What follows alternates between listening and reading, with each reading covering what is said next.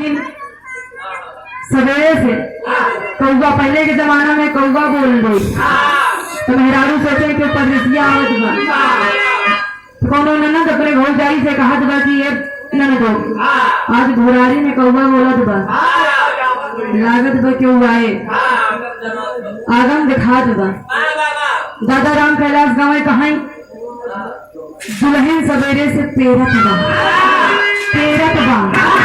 ऐसे पेरत बा जैसे खूंटा में भैंस पेर रही। कहीं सवेरे से हुई आपन अचरे के कोल नहीं के गुलाबा के गाथन जाना था।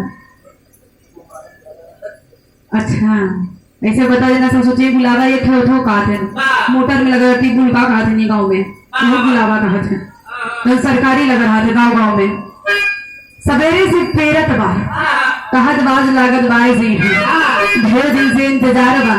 कैसा गाँव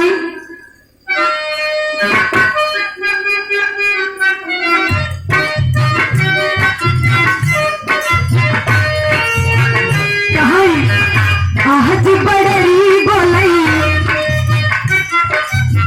आज बड़री बोलई कहगा हो जना जा जागी।